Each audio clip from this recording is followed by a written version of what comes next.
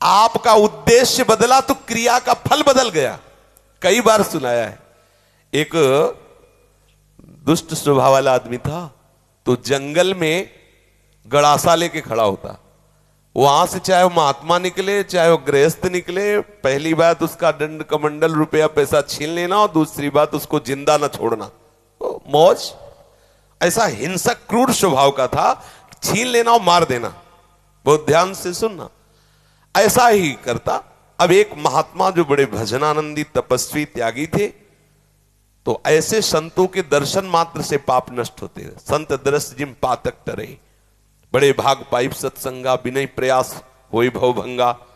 ऐसे महापुरुष का सानिध्य जो ही मिला तो उसने उठाया गड़ासा। तो उनका क्यों भाई, क्यों मारोगे?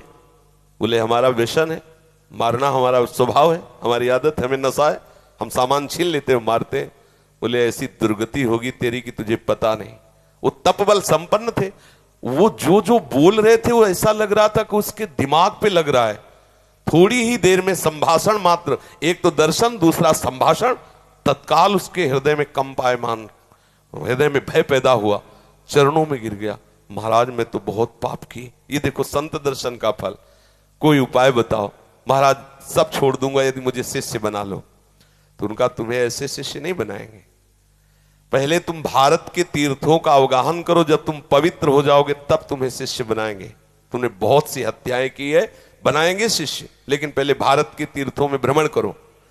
तो महाराज हम कैसे जानेंगे कि हम पवित्र हो गए, निष्पाप हो गए? तो उन्होंने एक सूखी लकड़ी दी और कहा जब ये हरी हो जाए, इसमें अंकुरण हो जाए, तो वहीं से लौट आना, जानना तुम निष्पाप हो गए। चल पड़ा। अब महापुरुष की प्रेरणा, ये होता है संत का प्रभाव। अब वो लकड़ी ली सूखी और चल पड़ा।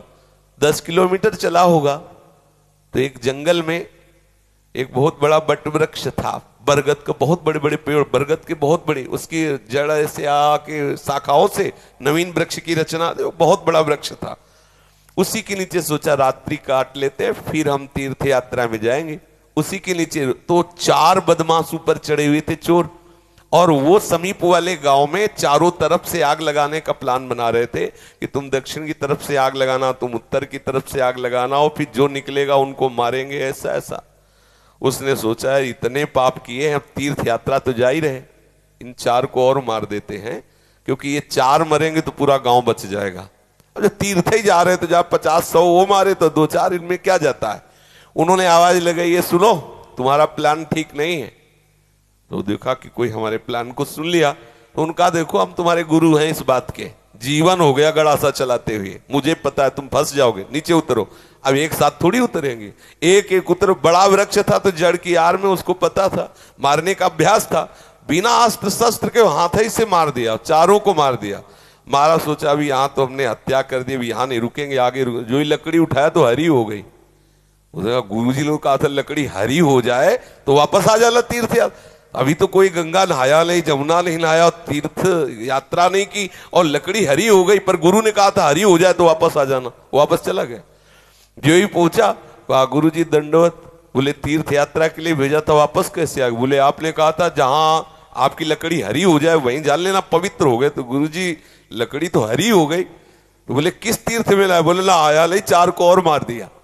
बोले 4 को मार दिया तो और पाप बढ़ना चाहिए, कैसे क्या? तब उन्होंने बताया पूरे गांव की रक्षा करने के भाव से मैंने 4। तो बोले देखो बेटा, अभी तक अपने स्वार्थ के लिए मारते थे, उद्देश्य था आपको अपने स्वार्थ का, तो वो पाप हुआ। लेकिन पूरे नगर के गाय बैल जीव जंतु स्त्री पुरुष बच्चे सबकी रक्षा का उद्देश्य रख के 4 को मार दिया, तो वो महापुण्य हो गया। अब समझे, क्रिया वही है, उद्देश्य बदल गया तो फल बदल गया उसका।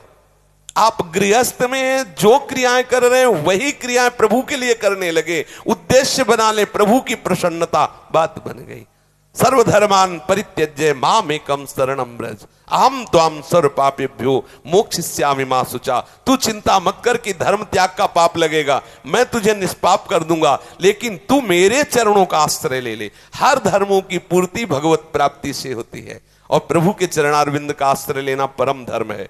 जो धर्म कर्म प्रभु की प्राप्ति में बाधा पहुंचावे तजिए ताहि कोटि वैरिशम, उसे करोड़ों दुश्मन के समान त्याग देना चाहिए। जैसे तजियो पिता प्रहलाद विभीषण बंधु भरत महतारी गुरुबलि तजो कंत ब्रज बनितन, बोले भेमुद मंगलकारी। इसलिए अपने जीवन का लक्ष्य प्रभु प्राप्ति बनाने वाले के लिए हर धर्म भगवत प्रसन्नता के लिए किया जाए, वही हो गया भगवत प्राप्ति का हेतु।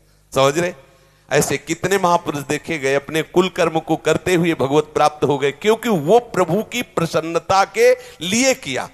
अभी क्या करते हैं हम, जो भी करते हैं अपने सुख के लिए करते हैं, अपनी राजी के लिए करते हैं, और भक्त प्रभु की राजी के लिए करता। क्रिया वही है, उद्देश्य बदल गया, उसका फल बदल गया। समझ गए आप?